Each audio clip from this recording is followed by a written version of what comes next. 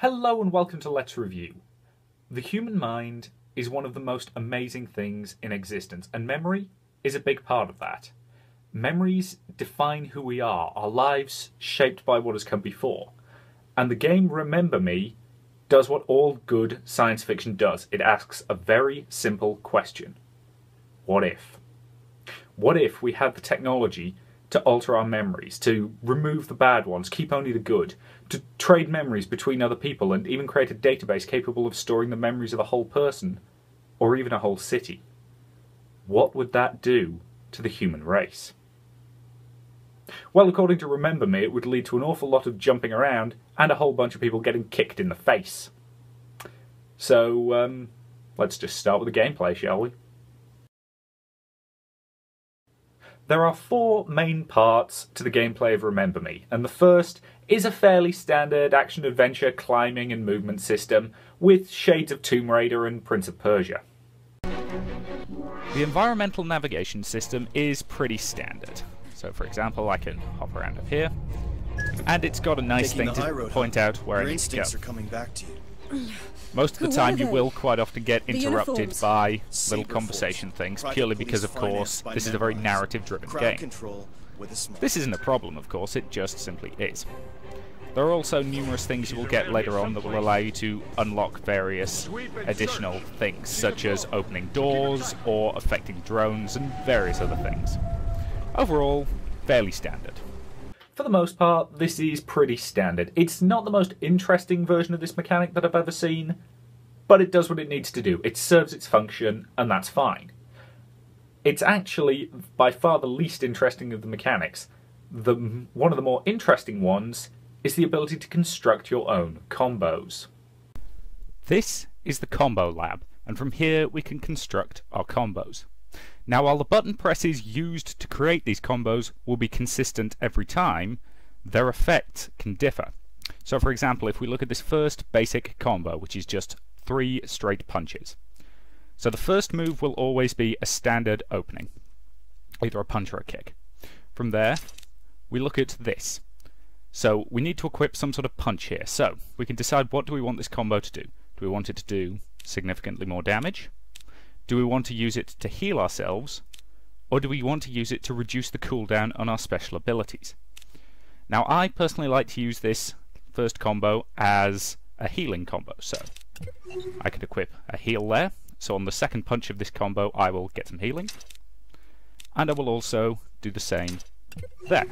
This makes this combo very effective as a quick healing thing in case of emergencies. Now I'm going to skip right down to the bottom to see this massive combo here. This is the longest combo you can get.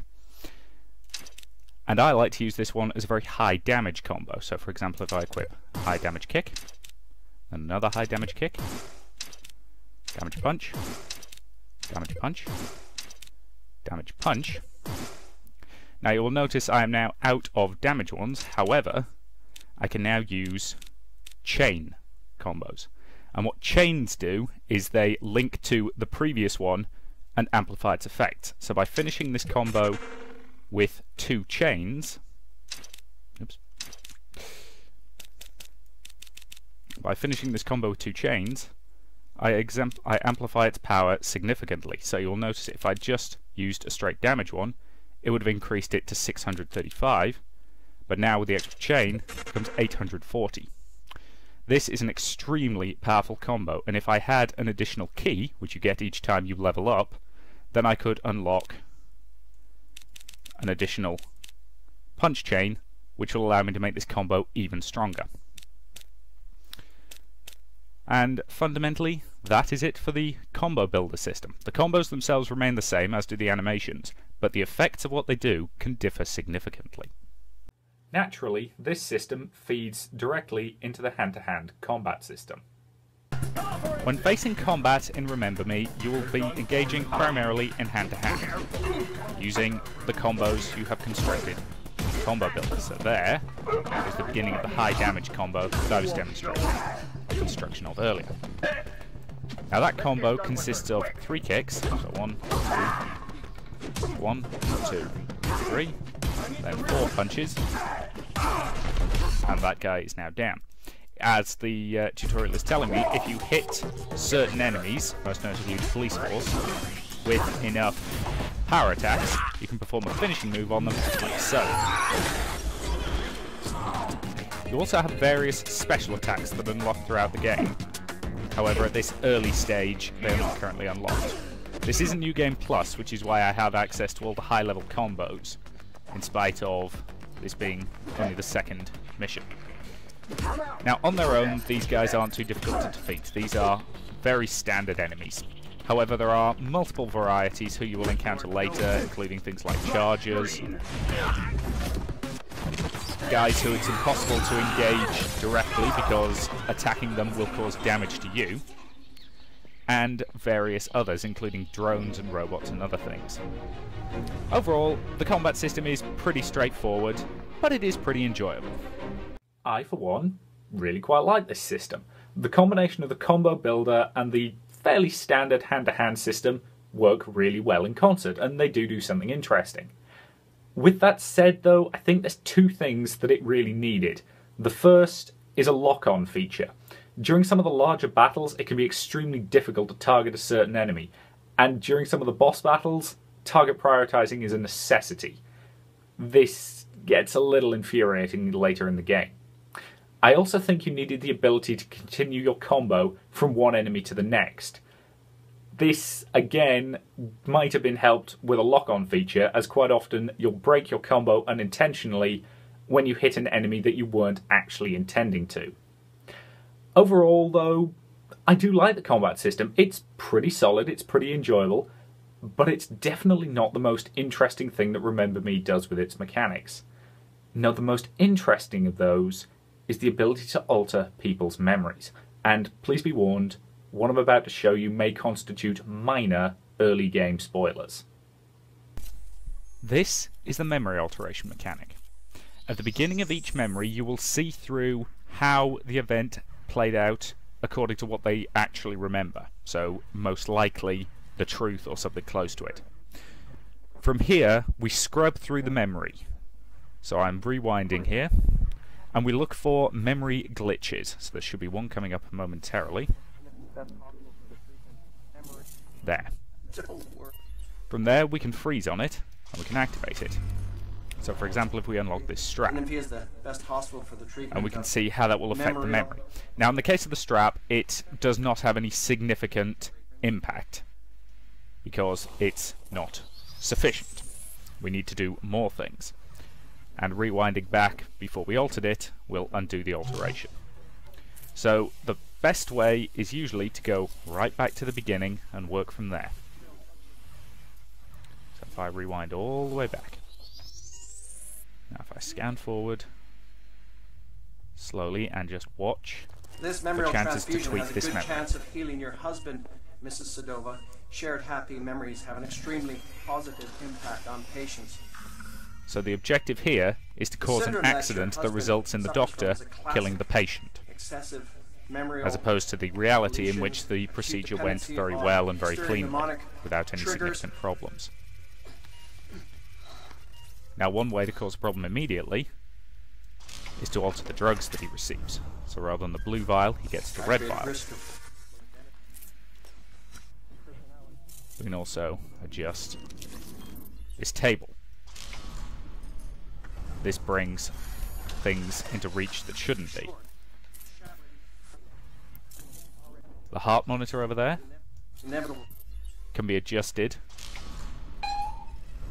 to cause problems, and so on and so forth. Different combinations will produce different effects. So, for example, if I choose not to activate the memory flux or alter it, then it will have a different effect to if I did. So he starts running into problems here as a result of the wrong drugs and the ping machine. Doctor, what's wrong? He's a little flustered, that's all. Nothing to worry about. Try to focus on peaceful memories. And he can produce all sorts of interesting effects. So, for Come on, example, David. if I removed his Remember breath us. mask there, he Remember would be able to yourself. talk. Now, unless I remove the strap, That's Too soon for an autopsy. Unless I remove both the strap and the breath mask, he will not die as a result of this. He'll merely have some minor complications. If I go back, however, re-scrub right away to the breath mask. That's all, nothing to worry about. Focus on the memory. And then untie his mask, Come on, David. which will come loose. Remember us. Remember yourself. And untie his hand. Child of the clouds, where do you crawl? What? And now without the breath mask, everything is going wrong. Take me! He stumbles. I go back a tiny bit more and unlock his hand, causing him to get loose and everything to go badly wrong. How is this possible? You take my eyes! Lots and lots of subtle alterations leading to a complete and utter disaster that eventually causes the death of the patient. And that's why I like the memory alteration mechanic, because it lets you see how things could have been. I really like this mechanic. It allows you to change a person's whole personality by altering a key event in their life. And as a science fiction fan, I find that idea fascinating. From a mechanical perspective, there's only ever one solution to actually achieve what you want, but you also get to see a myriad of other possibilities, ways that things could have played out, but didn't. And overall, it's just a really fascinating, interesting mechanic. In fact, I'd almost recommend that you check out the game purely to see this mechanic. It's very unique and very interesting. And with the solid combat and environment exploration systems backing it up, I would overall say that the gameplay of Remember Me is really, really solid.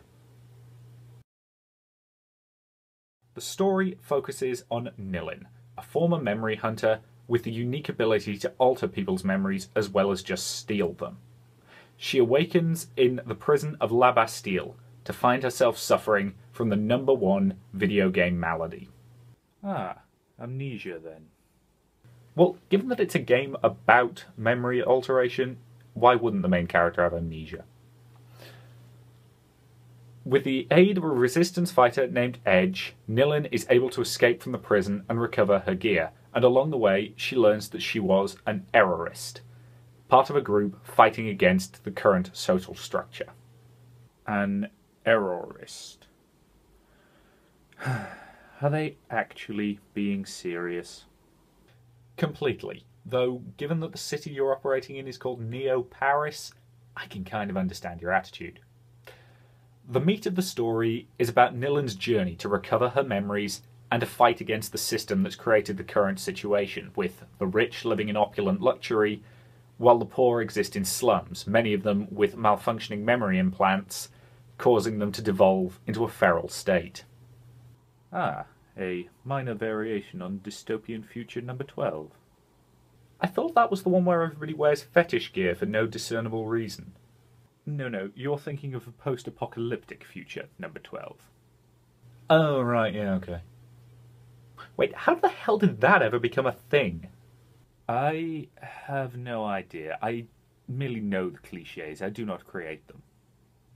Overall, I really like the story of Remember Me, and the mechanic whereby you alter people's memories actually raises some very interesting moral questions.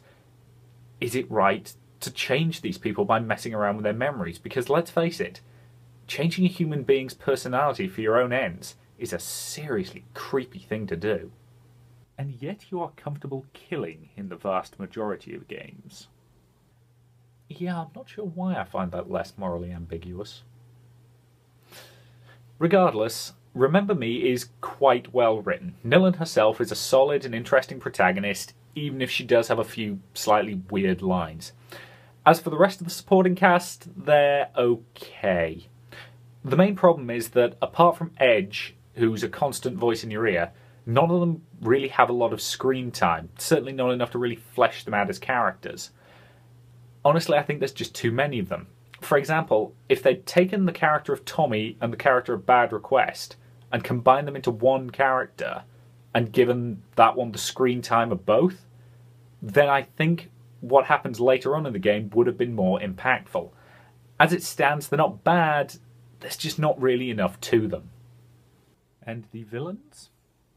Well, there's only a couple of characters in the game that I would actually be comfortable calling villains. Most of what I would consider the antagonists are actually really well written and really well layered. They have motivations that make sense, and thanks to the memory mechanic, you do get to see those motivations. You get to see the moments in their life that cause them to be the way they are. You see their pain, and it makes you feel sympathy for them. It's actually a really well done set of antagonists, and they really do add a lot to the game. Overall, as a fan of sci-fi that does ask the what-if questions, I really do like Remember Me's story. For the most part, I like the art style of this game, though I will admit that it's not the most original. It leans heavily on the classic sterile future where everything is very clean and very precise, except in the slums where everything is covered in sewage. It's certainly nothing we haven't seen before, but it's reasonable and it gets the job done. One thing I do want to compliment them on, though, is the design of Nilin herself. This is Nilin's gear, and frankly, it's very unusual for a female protagonist in that it is quite sensible. There's no excessive cleavage, there's no Escher girl posing, and there's no ridiculous massive heels. It's just jeans, a top, a jacket, and some boots. In an industry where it is very rare to see female protagonists, it's also nice to have one who actually dresses sensibly. Nilin's design works for me because they didn't try to sexualize her. She's attractive, certainly, but then most protagonists are in one way or another. No attempt is ever made to draw attention to this fact, and I think that's the way it should be. Let's face it, the only thing about that outfit that's even vaguely sexualized is the boots. And that's probably just because I happen to have a bit of a thing for thigh-high boots. Graphically speaking, Remember Me looks pretty good. The texture work is nice, the animation is smooth, and I didn't notice any significant graphical bugs or glitches, or anything that impeded gameplay. Overall, everything looks pretty good, and it runs surprisingly smoothly.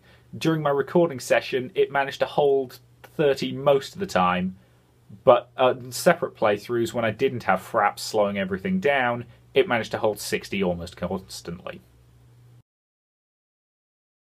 The music for Remember Me was not my personal taste. It's not that it was bad in any way, I just didn't particularly like it.